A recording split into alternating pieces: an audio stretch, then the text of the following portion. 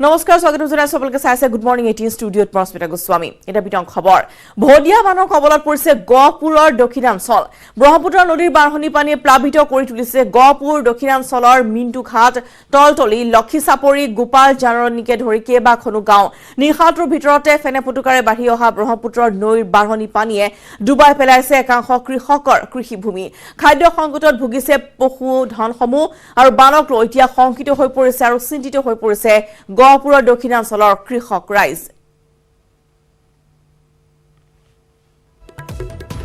বানক লৈ এতিয়া শংকিত গহপুৰৰ দক্ষিণাঞ্চল ভদিয়া বানৰ কবলত পৰিছে ইতিমধ্যে কেইবাখনো অঞ্চল আৰু ইতিমধ্যে আমি জনাইছো যে পশুধনক উটুৱাই লৈ যোৱাৰ পিছতে এতিয়া কৃষিভূমিক ৰক্ষা কৰিবলৈ সংকটত নামি পৰিছে এইসকল ৰাইজ আৰু ইতিমধ্যে আমি দেখুৱাইছো যে কেনেদৰে নিশাটোৰ ভিতৰতে কেইবাখনো গাঁও ইতিমধ্যে প্লাবিত হৈ পৰিছে ফেনে ফুটুকাৰে নিশাৰ ভিতৰতে বাঢ়ি অহা ব্ৰহ্মপুত্ৰৰ নৈৰ বাঢ়নী পানীয়ে ডুবাই পেলাইছে একাংশ কৃষকৰ কৃষিভূমি খাদ্য সংকটত ভুগিছে এতিয়া পশুধনসমূহ বানক লৈ শংকিত আৰু চিন্তিত গহপুৰ দক্ষিণাঞ্চলৰ কৃষক ৰাইজ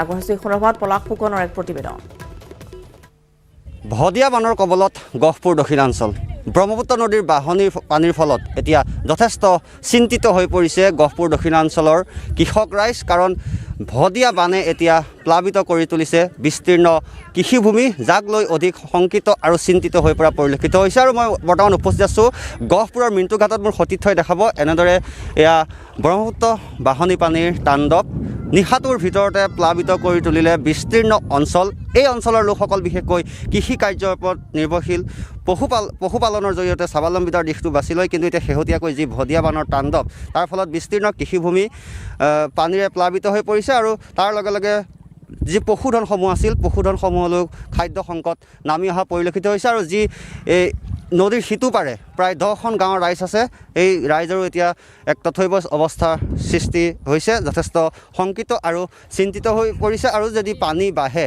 আৰু অধিক ভয়াৱহ হ'ব পৰিস্থিতি স্থানীয় ব্যক্তি আছে দাদা কওকচোন যিহেতু এতিয়া শেহতীয়াকৈ ভদিয়া বানে এক প্ৰকাৰ সমগ্ৰ অঞ্চল দক্ষিণাঞ্চলত প্লাবিত কৰি তুলিছে কেনেকুৱা ধৰণৰ সমস্যা হৈছে বিশেষকৈ পশুধনৰ ক্ষেত্ৰত নিশ্চয়কৈ এইবাৰ আমাৰ এই অঞ্চলত বানপানী হোৱা নাছিলে গতিকে এই প্ৰথম বানপানী আমাৰ এই ভাদমাহ যি ভদিয়া বান এই ভদিয়া বানে আমাক যথেষ্ট আতংকিত কৰি পেলাইছে আমাৰ এই অঞ্চলৰ গোটেইখিনি 90% আমাৰ কৃষিজীৱী ৰাইজ আৰু পশুধনৰ ওপৰত নিৰ্ভৰশীল গতিকে এই ক্ষেত্ৰতে বিশেষকৈ পশুধনৰ কাৰণে খাদ্য নাটনি হৈছে আৰু যিখিনি খেতি কৃষি পথাৰ সেইখিনি জলমগ্ন হৈ পৰিছে গতিকে আমি বতৰৰ পৰা আমি যথেষ্ট আতংকিত হৈছোঁ আমি অনুমান কৰিছোঁ এই বানে যথেষ্টখিনি ডাঙৰ এটা ৰূপ লোৱা পৰিলক্ষিত হৈছে গতিকে এই ক্ষেত্ৰত আমি আমাৰ প্ৰশাসন গহপুৰ মহকুমা প্ৰশাসন আমাৰ স্থানীয় জনপ্ৰতিনিধি লগতে আমাৰ যিখিনি পঞ্চায়ত লেভেলৰ গোটেইখিনি আমি এই ক্ষেত্ৰত সম্পূৰ্ণ যোগসূত্ৰ ৰাখিছোঁ যাতে আমাৰ এই বানে যদি কালধাৰী যদি ৰূপ লয় তেতিয়াহ'লে আমি সঘনাই এই ক্ষেত্ৰত আমি জনসাধাৰণৰ সহযোগ কৰিবৰ কাৰণে আমি সষ্টম হ'ম তাৰ কাৰণে আমি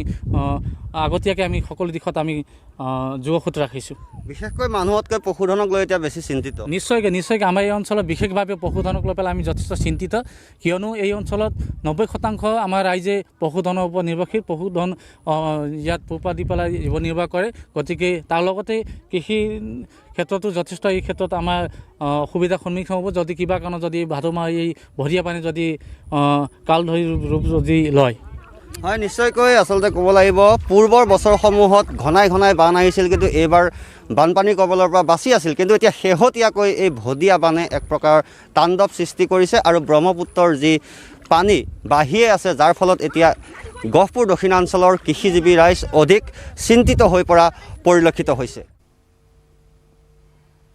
পৰৱৰ্তী খবৰ নগাঁও জিলাৰ ঢিঙৰ 1 নং কান্ধুলিমাৰীত গুলীচালনা আৰু চোকা অস্ত্ৰৰ আঘাতত আহত হৈছে 8জন লোক গাঁওখনৰ পথাৰত কাম কৰি থকা অৱস্থাতে কুৰ্জত আলীৰ পৰিয়ালক পিষ্টল আৰু দা জাঠিৰে আক্ৰমণ কৰে ভূমাফিয়া নুৰ হুছেইনৰ নেতৃত্বত অহা 20ৰ পৰা 25জনীয়া গুণ্ডা বাহিনীৰ এটা দলে আক্ৰমণত কুৰ্জত আলীৰ ভৰিত গুলী লগাৰ বিপৰীতে পৰিয়ালটোৰ বাকী 7জন লোক গুৰুতৰভাৱে আঘাতপ্ৰাপ্ত হয় উল্লেখযোগ্য যে নুৰ হুছেইনৰ পৰিয়ালৰ লগত শনিবাৰে বৰাপাত চুৰি কৰাক লৈ সংঘাত হৈছিল কুৰ্জত আলীৰ পৰিয়ালৰ চৰাঞ্চলৰ মতব্বৰ নুৰ হুছেইনৰ ঢিং আৰক্ষী থানাৰ এজন আৰক্ষীৰ লগতো সুসম্পৰ্ক থকা বুলি মন্তব্য প্ৰকাশ কৰিছে কুৰ্জত আলীৰ পৰিয়ালে মতব্বৰ নুৰ হুছেইন বিভিন্ন অপৰাধজনিত ঘটনাৰ লগতো জড়িত থকাৰ অভিযোগ উত্থাপন হৈছে ঢিঙৰ চৰাঞ্চলত চলি থকা একাংশ গুণ্ডা বাহিনীৰ অত্যাচাৰত এতিয়া বিপদৰ সন্মুখীন হৈছে সাধাৰণ ৰাইজ দলৰ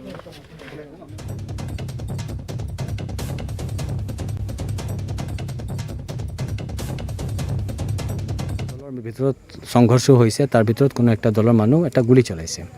সেইটো আমি এতিয়া ইনকুৱাৰী কৰি আছোঁ, আমি নিজে গ্ৰাউণ্ডত আছোঁ, সেইটো বুজাৰ চেষ্টা কৰি আছোঁ। মাৰপিটটো হৈছে নিশ্চয়, একটা বাচ্চাৰ জুট চুৰি কৰাৰ লৈ কথা উঠিলে।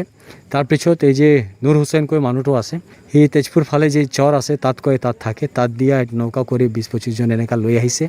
যিমান মানুহ পাইছে তাত সব মানুহক মাৰিছে, বাছৰ ফাট্টা দি আৰু চব পুৰা গুণ্ডাগৰ্দি কৰিছে, মাৰিছে। তাৰ ভিতৰত সিটো ব্লেম কৰা হৈছে, লোকেল মানুহ 1-2জন আছে যে কৈ আছে কি বন্দুক চাইছে নাকি, বন্দুক ওলাই লৈ একটা গুলি ৰাউণ্ডো চলাইছে। সেইটো এতিয়া ভেৰিফাই কৰিব লাগে অলপ, কিন্তু কিউকি সঠিক আৰু একদম কনফিডেণ্টলি কোনো ক'ব পৰা নাই। বাট আমি এইটো ৰুল আউট কৰা নাই, কৰিব পাৰে, সেইটো নকৰে। এইটো ইয়াত যেনেকুৱা তাৰ মানুহ যিটো আমি চালোঁ, তাৰ কোনো ইয়াত কিছু নাই, তবু ইয়াত থাকি আছে। অলপমান মানুহ কৈ আছে কি বেলেগ বেলেগ ক্ৰাইমৰ লগত জড়িত আছে, দালালিও কৰে, সেই চব কাম কৰে। তো সেইটো আমাক চাব লাগে, তাৰ বেকগ্ৰাউণ্ড কি আছে আৰু কি কৰিছে। আৰু আমিতো মানি চলি আছোঁ কেনেকুৱা ঘটনা হৈছে, সেইটো সন্দৰ্ভত আমি ইনভেষ্টিগেট কৰি ওলাই দিম কি হৈছে কি হোৱা নাই। যদি এইটো কৰিছে definitely he will have to pay the price for it. Misamari Sonai Rupa বন্যপ্ৰাণী অভয়াৰণ্যৰ দুৰ্গম অঞ্চলত নিশা এটা চোৰাং কাঠকুটীয়া দলৰ সৈতে বনকৰ্মীৰ সংঘৰ্ষৰ সূত্ৰপাত হয়। এই সংঘৰ্ষত সোণাই ৰূপাই বন্যপ্ৰাণী অভয়াৰণ্যত কৰ্মৰত 2জনকৈ বনৰক্ষী জোৱানো আঘাতপ্ৰাপ্ত হয়। চোৰাং বনদস্যুৰ আক্ৰমণত অস্থায়ী বনকৰ্মী মোহন নাথ আৰু বনপালক নয়নজ্যোতি বৰা আঘাতপ্ৰাপ্ত হয়। বনাঞ্চলিক কাৰ্যালয়ৰ পৰা প্ৰায় 23 কিলোমিটাৰ দূৰত্বত থকা দীক্ষেশ্বৰী বন শিবিৰ আৰু লক্ষীঘাটৰ মাজৰ অংশত এটা চোৰাং কাঠকুটীয়াৰ দল প্ৰৱেশ কৰাৰ তথ্য লাভ কৰে। উক্ত তথ্যৰ ভিত্তিতে দীক্ষেশ্বৰী বন শিবিৰ আৰু বনাঞ্চলিক কাৰ্যালয়ৰ পৰা এটা বনৰক্ষীৰ দল ঘোৰ অন্ধকাৰ আৰু প্ৰবল বৃষ্টিপাতৰ মাজতো গেলগেলি নদী আৰু গৰঙ্গা নদীৰ বুকুতে পানী পাৰ হৈ ঘটনাস্থলীত উপস্থিত হয়। নিশা প্ৰায় 11 বজাত অভয়াৰণ্যখনৰ দুৰ্গম এলেকাত বনৰক্ষী আৰু 20ৰ পৰা 25জনীয়া কাঠকটীয়াৰ দলটোৰ সৈতে সংঘৰ্ষৰ সৃষ্টি হয়। অভিযানকাৰী দলটোক আক্ৰমণ কৰি অন্ধকাৰৰ সুযোগ লৈ পলাই যায় যদিও কাঠকটীয়াৰ দলটোৰ পৰা 5টাকৈ কাঠ কটা যন্ত্ৰ জব্দ কৰিবলৈ সক্ষম হয়। সোণাই ৰূপাই বন্যপ্ৰাণী অভয়াৰণ্যৰ ভিতৰত দীৰ্ঘদিনৰ পৰা চোৰাং কাঠৰ ঘাটিত পৰিণত হোৱাৰ অভিযোগ উত্থাপন হৈ আহিছে।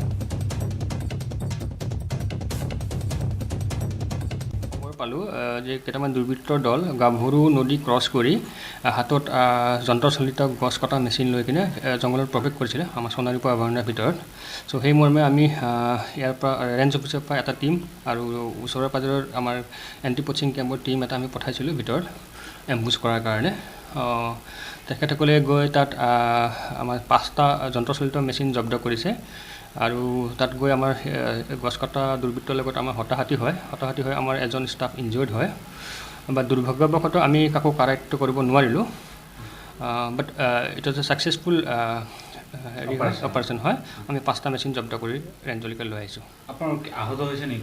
হয়, আমাৰ এজন ষ্টাফ গুৰুতৰভাৱে আহত আছে, তেখেতে হাতত দুখ পাইছে আৰু 2জন ষ্টাফৰ ভৰিত অকণমান হেৰি হৈছে, ইনজিয়ৰ্ড হৈছে, মাইনৰ ইনজুৰি। কেইজন আছিলে তেওঁ? তেখেতসকলৰ এৰাউণ্ড 20-25 জন আছিল। 20-25 জন আছিল। পলাই যাবলৈ হয়।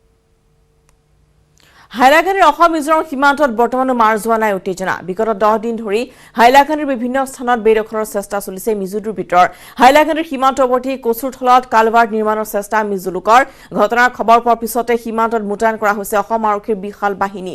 দেওবাৰে পুৱাৰে পৰা বুলেট প্ৰুফ আৰ্মড গাড়ীসহ সীমান্তত সষ্টম হৈ আছে অসম আৰক্ষী। ইফালে সীমা সমস্যা সন্দৰ্ভত ৰাজ্য চৰকাৰৰ ভূমিকাক লৈ সৰব হৈ পৰিছে কাটলিচাৰাৰ বিধায়ক সুজামুদ্দিন লস্কৰ। শীঘ্ৰে সীমা সমস্যা সমাধানৰ দাবীৰে চৰকাৰক কি উঠাৰ সমালোচনা বিধায়কগৰাকীৰ।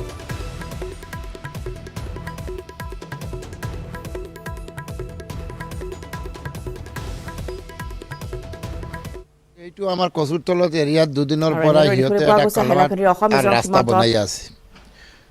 আমাৰ আৰক্ষী গৈছিলে, কিন্তু বাধা দিয়াৰ পাছতো সিহঁতে মানা নাই, কামটো চলি আছে। আজি অলপ ষ্ট্ৰংলি আমাৰ আৰক্ষীয়ে বাধা দিছে, কিন্তু দিলে কি হ'ব? আমাৰ সিহঁতে সদায় আগ্ৰাসনটো চলাই আছে, ৰাস্তা বনাই আছে, কালভাৰ্ট বনাই আছে, দৰং বনাই আছে, আৰু আমি চাই আছোঁ। এনেকুৱা কিমান দিন চলিব? আজি দাৰাসিং টিলাতো আমাৰ কেম্পৰ ফালে ৰাস্তা গৈ আছে, সিফালৰ পৰা আৰু 2 কিলোমিটাৰ বনাই আহি আছে। এতিয়া আমাৰ কেম্পৰ ৰাস্তাটো আৰু নোৱাকৈ হৈছে। এতিয়া বেলেগ টাইট ৰাস্তা চাই আছে বনাব। আমি সদায় কৈ আছোঁ কিমান দিনৰ পৰা যে অসম মিজোৰাম সীমা বিবাদত আমাৰ সমষ্টিত 100 মিটাৰ পাইছে। এই 100 মিটাৰ আমাৰ চাৰিওফালে অসম মিজোৰাম বৰ্ডাৰ।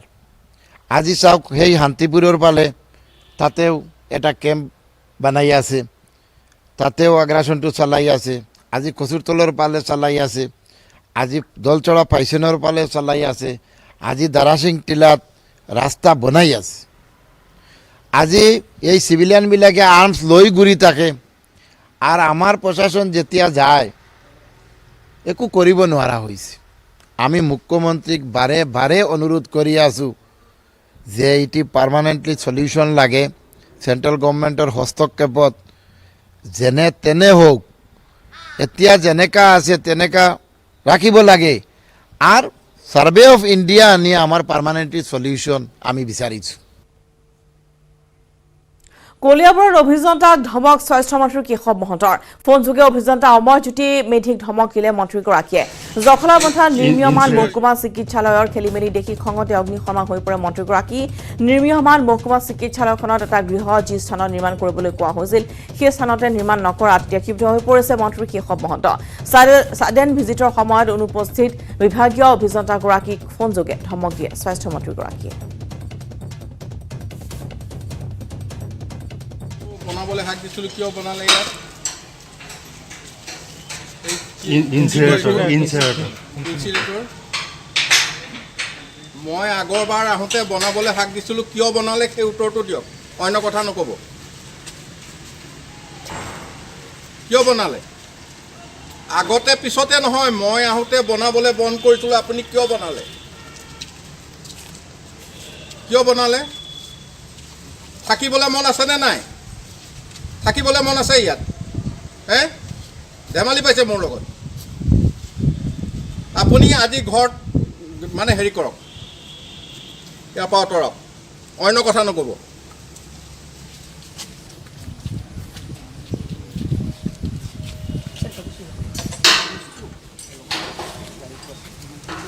নাই নাই, এইটোৰ পৰা এইটো সীমাৰ পৰা এইফালে প্লেনটো কৰক, প্লেনটো কৰক। মই বেলেগত গৈছোঁ, দেখিছোঁ নহয়।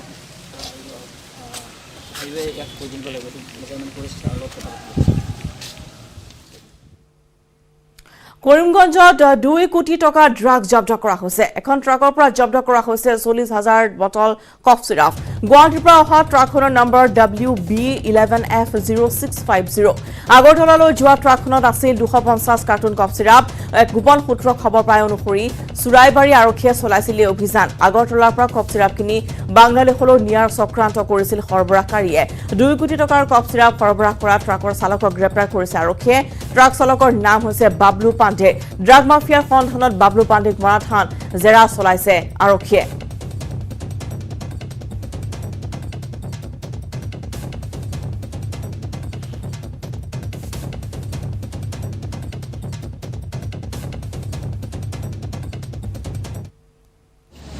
$40,000 pieces of codeine cough syrup আমি ধৰিছোঁ, যাৰ MRP হিচাপত 149 হ'লেও ব্লেক মাৰ্কেটত অলমষ্ট যাৰ দাম 2 crores 250 কাৰ্টুনছ আমি ৰিকভাৰ কৰিছোঁ।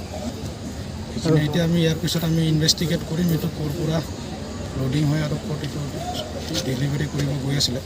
এতিয়ালৈকে আমি এজনক এৰেষ্ট কৰিছোঁ। বিজেপি নেতা মন্ত্ৰীৰ বিৰুদ্ধে অসম জাতীয় পৰিষদৰ এজাহাৰ দাখিল। দিছপুৰ আৰক্ষী থানাত এজাহাৰ দাখিল কৰিলে অসম জাতীয় পৰিষদে। কোভিড প্ৰটকল ভংগ কৰি বিজেপি আশীৰ্বাদ যাত্ৰা কৰাৰ অভিযোগ জাতীয় পৰিষদৰ। দিছপুৰৰ লগতে মহানগৰ বিভিন্ন থানাত এজাহাৰ দাখিল কৰিছে নতুন আঞ্চলিক দলটোৱে। সভাপতি লুৰিণজ্যোতি গগৈৰ নেতৃত্বত যোৱা কেইবাজনো নেতাই দাখিল কৰিছে এজাহাৰ। পৰৱৰ্তী সময়ত আশীৰ্বাদ যাত্ৰা হ'বলগীয়া স্থানসমূহতো এজাহাৰ দাখিল কৰিব এজেপিয়ে। উল্লেখযোগ্য যে কেন্দ্ৰীয় মন্ত্ৰী সৰ্বানন্দ সোণোৱাল, মুখ্যমন্ত্ৰী হিমন্ত বিশ্ব শৰ্মা, ৰামেশ্বৰ তেলী, কামাখ্যা প্ৰসাদ তাছা, তপন কুমাৰ গগৈ, দিলীপ শইকীয়া, পল্লৱ লোচন দাস, কুইন উজা, বিমল বৰা, যোগেন মোহন, ভৱেশ কলিতা আৰু কামৰূপ মহানগৰ জিলা উপায়ুক্ত বিশ্বজিৎ পেগুৰ বিৰুদ্ধে গোচৰ তৰিছে অসম জাতীয় পৰিষদে।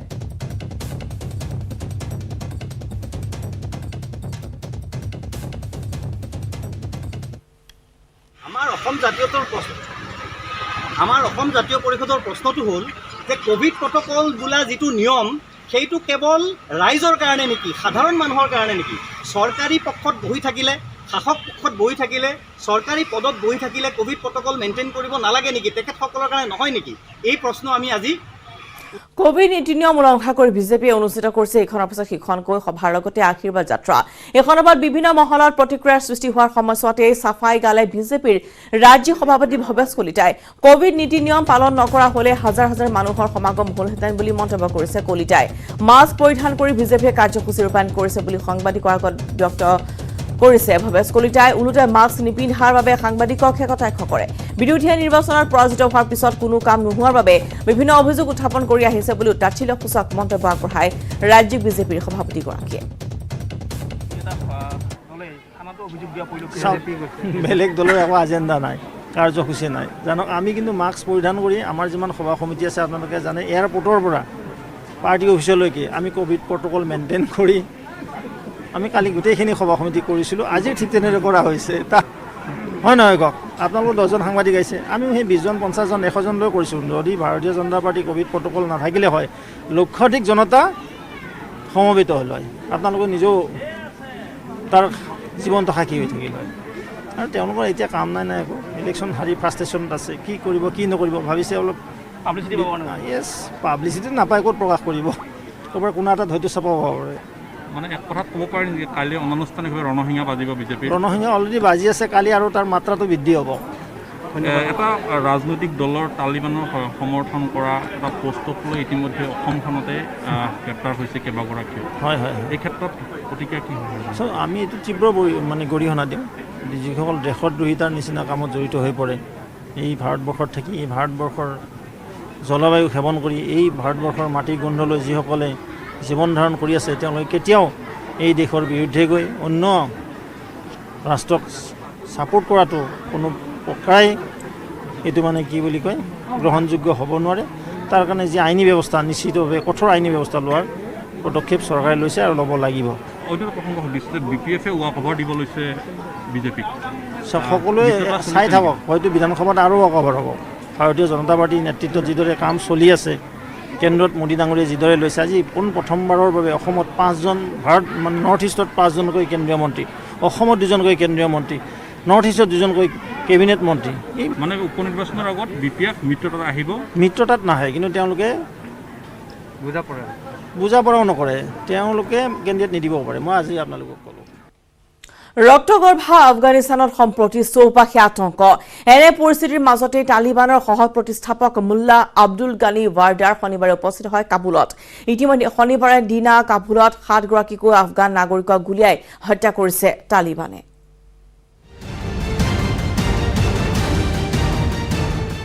কাবুলত উপস্থিত মুল্লা আব্দুল খানি। উপস্থিতিৰ দিনাই 7জনক হত্যা। আফগানিস্তানত অব্যাহত অৰাজকতা। মৃত্যু উপত্যকা আফগানিস্তানত বীৰদৰ্পে আগমন ঘটিল জঘন্য সন্ত্ৰাসবাদী সংগঠন তালিবানৰ সহ প্ৰতিষ্ঠাপক মুল্লা আব্দুল খানি ৱাৰাদাৰ। 19জনৰ তেজেৰে ৰাঙলী কাবুলৰ ৰাজপথত দুৰ্ধৰ্ষ সন্ত্ৰাসবাদীজনে দিলে খোজ। চৌপাশে বন্দুকধাৰী ৰক্তপিপাসু তালিবানে ঘেৰি থকা কাবুলত ঘানিয়ে মিলিত হ'ব সগোত্ৰীয় সন্ত্ৰাসবাদী সংগঠনেৰে আলোচনাত। ঘানিয়েই হ'ব নেকি আফগানিস্তানৰ পৰৱৰ্তী ৰাষ্ট্ৰপতি? আনফালে আফগানিস্তানৰ এই দুৰ্যোগৰ সময়ত তালিবান সন্ত্ৰাসবাদীৰ ভাবুকিকো পৰোৱা নকৰি ভাৰতে আফগান নাগৰিকলৈ পাৰ্যমানে আগবঢ়াইছে সাহায্য। Thank you very much, Government of India, Narendra Modi ji, Ministry of External Affairs, Indian Air Forces, Preet Singh Chandok, for lifting us from Kabul and saving my life. I, along with other Indian and Afghans, are on way to Delhi. দেওবাৰে আফগানিস্তানৰ পৰা ভাৰতলৈ আহিল কেইবাগৰাকীও ভাৰতীয় তথা আফগানিস্তানৰ ভয়াৰ্ত সাধাৰণ নাগৰিক।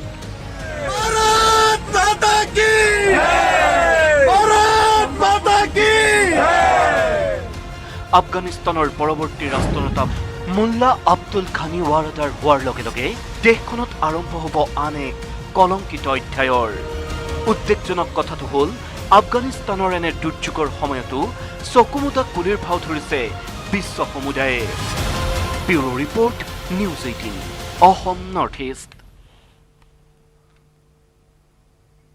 ফলে আফগানিস্তানৰ অব্যাহত আছে চৰম অৰাজকতা বিমানবন্দৰত অব্যাহত আছে হাহাকাৰ পৰিস্থিতি ইখনৰ পিছত সিখনকৈ বিমানত বিপদজনকভাৱে পলায়ন কৰিছে বিভিন্ন দেশৰ লোকে যোৱা 3টা দিনত ভাৰতৰ বহু লোক পলায়ন কৰিছে স্বদেশৰ মাটিত ভৰি দিয়াৰ পিছতে সৃষ্টি হৈছে এক আৱেগিক পৰিৱেশৰ হিউ বুজাৰিছে তালিবানৰ বিৰুদ্ধে বিমানত আহি ভাৰতৰ মাটিত ভৰি দিছেহি আফগানিস্তানৰ ভাৰতীয় সিনেটৰে 20টা বছৰে গঢ় লোৱা আফগানিস্তান এদিনতে শেষ হৈ গ'ল বুলি মন্তব্য কৰিছে এজন আফগান সিনেটৰে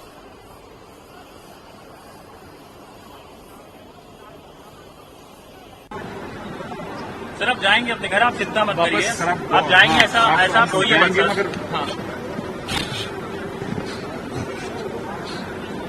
सर अफगानिस्तान के लिए कुछ दुआ इस समय अगर आप कहना चाहें तो क्या कहेंगे अफगानिस्तान के लिए बस क्या करें जो अफगानिस्तान में हमारे पीढ़ियों से रह रहे थे इस तरह हालात जो एक हमने नहीं देखा तो जो आप देख रहे हैं उधर सब कुछ हमारे से एरिया सब कुछ खत्म हुआ 20 साल जो गवर्नमेंट बनी थी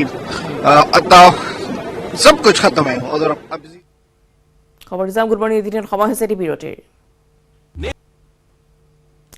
চাই আছে গুড মৰ্ণিং 18 শাসকীয় বিজেপিৰে মিত্ৰতা কৰাৰ স্বাৰ্থত হাগ্ৰামা মহিলাৰ নেতৃত্বাধীন বিপিএফে ত্যাগ স্বীকাৰ কৰিবলৈ সাজু হৈছে এই হিচাপত আসন্ন 6টাকৈ বিধানসভা সমষ্টিৰ উপ নিৰ্বাচনৰ এটাটো প্ৰতিদ্বন্দ্বিতা নকৰাৰ সিদ্ধান্ত লৈছে বিজেপি নেতৃত্বাধীন মিত্ৰজোঁটক ৱকৱাৰ দিব বিপিএফে সমান্তৰালকৈ বিটিআৰৰ উপ মুখ্য কাৰ্যবাহী সদস্য পদৰ পৰা পদত্যাগ কৰি ডক্টৰ হিমন্ত বিশ্ব শৰ্মাৰ মন্ত্ৰীসভাৰ অংশ হ'বলৈ সাজু হৈছে অসমৰ বিদ্ৰোহী নেতা গোবিন্দ বসুমতাৰী ক্ষমতা নহলে থাকিব নোৱাৰে বিপিএফ বিজেপিৰে পুনৰ মিত্ৰতা বিচাৰে হাগ্ৰামাই প্ৰয়োজনত ত্যাগ কৰিবলৈ সাজু বিপিএফ পাকে প্ৰকাৰে পুনৰ ক্ষমতালৈ আহিবলৈ প্ৰচেষ্টা অব্যাহত ৰাখিছে বিপিএফে সেয়ে বিজেপিৰ সৈতে পুনৰ মিত্ৰতা কৰিবলৈ প্ৰচেষ্টা চলাইছে এই মন্তব্য বিটিএডিৰ মুৰব্বী প্ৰমোদ বড়োৰ 15 বছৰ 17 বছৰ শাসনত থাকি শাসনৰ টেষ্টটো লৈ উঠি এতিয়া কেইদিনমান মানে এই বহি থাকিবলৈ তেখেতসকলে বিচৰা নাই তেখেতসকলৰ কাৰণে শাসনটো মানে খুব ইম্পৰ্টেণ্ট মানে পাৱাৰটো বিকজ দে মানে learn how to the enjoy from the power but power is not for yourself আপোনাৰ অকলৰ কাৰণে নহয় বা not for me power is for the public বিপিএফৰ এক শীৰ্ষ সূত্ৰই সদৰি কৰা মতে আসন্ন উপনিৰ্বাচনত প্ৰতিদ্বন্দ্বিতা নকৰে বিপিএফে শাসকীয় বিজেপিৰে মিত্ৰতাৰ স্বাৰ্থত উপনিৰ্বাচনত ৱাকঅভাৰ দিব বিপিএফে মানে উপনিৰ্বাচনৰ আগত বিপিএফ মিত্ৰতাত আহিব মিত্ৰতাত নাহে কিন্তু তেওঁলোকে বুজা পৰাও নকৰে তেওঁলোকে কেণ্ডিডেট নিদিব পাৰে মই আজি আপোনালোকক ক'লোঁ ইফালে গোহাইগাঁও আৰু তামুলপুৰ সমষ্টিৰ উপনিৰ্বাচনত প্ৰতিদ্বন্দ্বিতা কৰিব ইউপিপিএলে আমি খেলিছিলোঁ এতিয়া আমি খেলিম তাত আৰু ছেকেণ্ড কিবা নাই এতিয়া ইমান তাৎক্ষণিকভাৱে কিবা এটা তেনেকুৱা চেঞ্জেছ নাহে মানে ইয়াৰ লগতে চৰ্চা চলি আছিল ওদালগুৰিৰ বিধায়ক পদৰ পৰা পদত্যাগ কৰি বিটিআৰৰ উপ মুখ্য কাৰ্যবাহী পদতেই কাৰ্যনিৰ্বাহ কৰি যাব গোবিন্দ বসুমতাৰীয়ে কিন্তু সম্প্ৰতি সিদ্ধান্ত সলনি হৈছে ইউপিপিএলৰ তথা বিটিআৰৰ মুৰব্বী প্ৰমোদ বড়োৱে সদৰি কৰা মতে ওদালগুৰিত বিধায়ক জয়ী হৈ আছে ওদালগুৰিৰ পৰিষদীয় সমষ্টিতহে হ'ব উপনিৰ্বাচন এছেম্বলিটো এমএলএ জিকি আহিছে তাতে গতিকে তাত কাউন্সিলৰ ইলেকশ্যনহে হ'ব এছেম্বলি ইলেকশ্যন হ'ব প্ৰমোদ বড়োৰ বক্তব্যৰ পৰা এটা কথা স্পষ্ট হ'ল যে বিটিআৰৰ ডেপুটি চিএম পদবী এৰিব গোবিন্দ বসুমতাৰীয়ে ইয়াৰ বিপৰীতে হিমন্ত বিশ্ব শৰ্মাৰ মন্ত্ৰীসভাত স্থান পাই সংস্থাপিত হ'বলৈ আগবাঢ়িছে এসময়ৰ বিদ্ৰোহী নেতা গোবিন্দ বসুমতাৰীয়ে বিজু কুমাৰ ডেকাৰ report news 18 Assam north east 1 ছেপ্টেম্বৰৰ পৰা চলাচল কৰিব বাছকে ধৰি বিভিন্ন যাত্ৰীবাহী বাহনে ইতিমধ্যে ঘোষণা কৰিছে স্বয়ং মুখ্যমন্ত্ৰী ডক্টৰ হিমন্ত বিশ্ব শৰ্মাই কিন্তু ৰাজহুৱা পৰিবহণ পুনৰ মুকলি হোৱাৰ লগে লগে বিগত 6 পৰা 7 মাহ ধৰি লোকচান আদায় কৰিবলৈ তৎপৰ হৈছে বাছ মালিকসকল তেজপুৰত সদৌ অসম মটৰ পৰিবহণ সন্থাই 1 ছেপ্টেম্বৰৰ পৰা 50% ভাড়া বৃদ্ধি কৰাৰ সিদ্ধান্ত গ্ৰহণ কৰিছে এই সভাত অংশগ্ৰহণ কৰিছে 20খনকৈ জিলাৰ মালিক সন্থাই যদি সঁচাকৈ 50% ভাড়া বৃদ্ধি কৰা হয় তেনেহলে বাছ মালিকসকল লাভান্বিত হ'ব ঠিকই কিন্তু ভাড়া বৃদ্ধিৰ বুজাত কুঙা হ'ব সৰ্বসাধাৰণ ৰাইজ ইতিমধ্যে কৰোনা পৰিস্থিতিৰ বাবে অৰ্থনৈতিক কামিহাৰ ভাঙি পৰিছে ৰাজ্যৰ লাখ লাখ লোকৰ এনে পৰিস্থিতিত যদি 50% পৰ্যন্ত ভাড়া বৃদ্ধি ঘটায় তেনেহলে বহুতৰ বাবে দুঃসাধ্য হৈ পৰিব ৰাজহুৱা পৰিবহণ অৱশ্যে মটৰ পৰিবহণ সন্থাৰ সিদ্ধান্তক চৰকাৰে অনুমতি দিয়ে নে নিদিয়ে তাৰ ওপৰত নিৰ্ভৰ কৰিব ভাড়া বৃদ্ধিৰ প্ৰসংগ।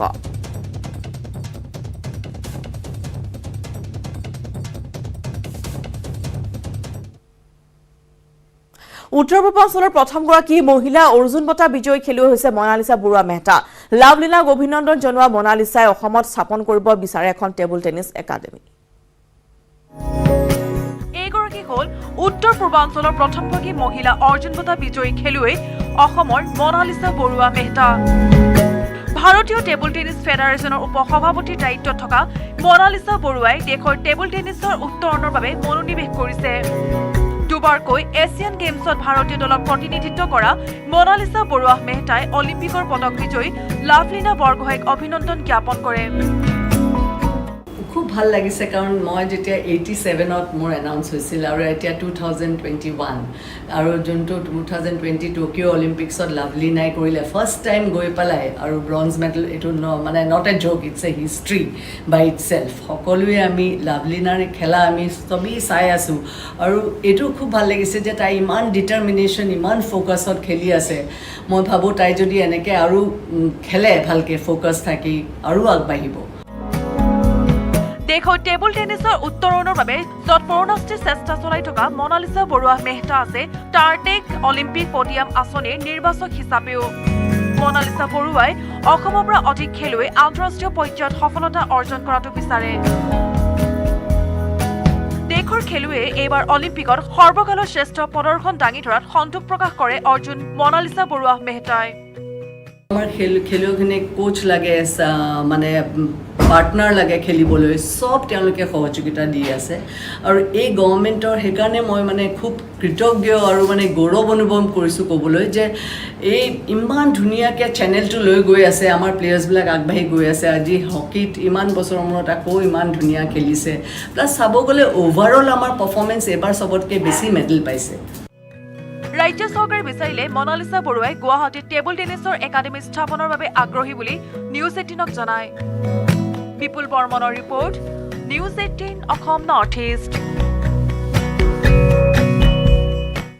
উপাসনা জুপিতৰা আৰু গোবিন্দ তিনি ভাতৃ ভগ্নী। এবছৰ পূৰ্বে তিনিওৰে ঠিকনা আছিল ৰংজুলিৰ টিপলাই গাঁও, কিন্তু এতিয়া আৰু এই তিনি ভাতৃ ভগ্নীৰ নাই কোনো স্থায়ী ঠিকনা। পিতৃ মাতৃৰ বিয়োগৰ পিছতে জন্ম হোৱা আপোন ঘৰখন এৰি মোমায়েকৰ ঘৰত আশ্ৰয় ল'বলগীয়া হৈছে তিনিওগৰাকীকৈ কিশোৰে। আৰু দুটাকৈ বছৰ প্ৰথমে ৰোগাক্ৰান্ত হৈ পিতৃৰ মৃত্যুৰ পিছতে মাতৃয়েও একমাত্ৰ সাৰথি আছিল সন্তান তিনিটিৰ। পিতৃৰ বিয়োগৰ এটা বছৰ পিছতে তিনি সন্তানক অনাথ কৰি মৃত্যুক আঁকোৱালি ল'লে মাতৃয়েও। নিধৰুৱা হৈ পৰিছে উপাসনা জুপিতৰা আৰু গোবিন্দ। তাৰ পিছতেই আপোন ঘৰখন এৰি দুধনৈৰ নিকটৱৰ্তী ওপৰতলা গাঁৱৰ মোমায়েকৰ ঘৰত আশ্ৰয় লৈছে তিনিওগৰাকীয়ে। যোৱা এটা বছৰে বিদ্যালয় বা পঢ়া শুনা ত্যাগ কৰি থাকিবলগীয়া হৈছে ভাতৃ ভগ্নীত্ৰয়ে। আনহাতে দিন হাজিৰা কৰি পৰিয়াল পোহপাল দিয়া মোমায়েকেও এতিয়া অপাৰগ হৈ পৰিছে তিনিটাকৈ ল'ৰা ছোৱালীক ভৰণ পোষণ দিয়াত। সিহঁতৰ ভৱিষ্যত যাতে অন্ধকাৰময় নহয় তাৰ বাবে চৰকাৰ সদাশয় লোক বা কোনো সংগঠনক সহায়ৰ আহ্বান জনাইছে মোমায়েকে। আগবাঢ়িছো এই সন্দৰ্ভত অৰূপ নাথৰ ৰিপৰ্ট। মাক দেউতাক হেৰুৱাই নিথৰুৱা তিনিটি সন্তানে এতিয়া আচলতে থাকিবৰ কাৰণে আশ্ৰয়স্থল নোহোৱা হৈছে আৰু দুটা বছৰত প্ৰথম বছৰ 2 বছৰ পূৰ্বে নিজৰ দেউতাকক হেৰুৱা তিনিটি সন্তানে এটা বছৰ পিছতে হেৰুৱাব লগা হৈছিল মাকক আৰু তাৰ ফলত এতিয়া ঘৰ নাইকিয়া হৈছে এই তিনিটি সন্তানৰ। আৰু পোনে পোনে তেখেতসকলৰ পৰা জানিব বিচাৰিম তোমাৰ নামটো কি? নমস্কাৰ, মোৰ নাম শ্ৰী উপাসনা নাথ। তোমাৰ দেউতা ঢুকুৱা কিমান দিন হ'ল? 2 বছৰ। কেনেকৈ ঢুকাইছিলে? বেমাৰ হৈছিল। আৰু মা কেতিয়া ঢুকালে? মা যোৱা বছৰ ভাদৰ মাহত। তোমালোকৰ এতিয়া ঘৰ বুলিবলৈ আছে নে নাই? নাই। ঘৰে নাই? নাই। ইয়াতে থকা কিমান দিন হ'ল? এবছৰ হ'ল। মামাৰ ঘৰ হয়? হয়। 1 বছৰ ইয়াতে থাকিলা। তোমালোকে স্কুলত আগতে কোন ক্লাছত পঢ়ি আছিলে? 1 বছৰ আগত 8ত পঢ়ি আছিলা। এতিয়া এই 1 বছৰ স্কুল যোৱা হোৱা পঢ়া শুনা কেনেকুৱা চলিছে? নাই, বন্ধ হৈ আছে। তোমাৰ নামটো কি? নমস্কাৰ, মোৰ নাম শ্ৰী জুপিতৰা নাথ। তোমালোকৰ মা দেউতা ঢুকালে 1 বছৰ 2 বছৰ হৈ গ'ল। এতিয়া তোমালোকে মামাৰ ঘৰত আছা। তোমালোকৰ ঘৰখন ক'ত আছিলে আগতে? টিপলাইট। টিপলাইট আছিল। এতিয়া ঘৰখন আছে নে নাই? ঘৰখন নাই। এতিয়া নাই আৰু গতিকে মমাকগৰাকী আমাৰ লগতে আছে, তেখেতৰ পৰা পোনে পোনে জানিব বিচাৰিম কি ক'ব আচলতে 1 বছৰ ইয়াতে থাকিলে তেখেতসকলৰ চোৱা চিতাৰ ক্ষেত্ৰত কেনেকুৱা ধৰণৰ অসুবিধাৰ সৃষ্টি হৈছে? অসুবিধা মানে সিহঁতৰ এতিয়া ভৱিষ্যত আছে, গতিকে পঢ়া শুনাৰ কথা আছে, গতিকে এটা ভাল উপায় পালে ভাল হয় আৰু। আপুনি ইয়াতে ৰাখিব নোৱাৰাৰ মূলত মানে কি কাৰণ? এইটো আমাৰ চাকৰি বাকৰি নামি, গতিকে আমি দৈনন্দিন হাজিৰা কৰি খাওঁ, এতিয়া পৰিয়ালৰ অসুবিধা হৈছে। চৰকাৰক কি আহ্বান জনাব? চৰকাৰক এতিয়াও ক'ব খুজে যে নিথৰুৱা ল'ৰা ছোৱালীকেইটাক যাতে ভাল এটা সংস্থাপনৰ ব্যৱস্থা কৰে, ঘৰত ৰাখি। নিশ্চয়কৈ মই খবৰ হিচাপত সময় হৈছে আন এটি বিৰতিৰ।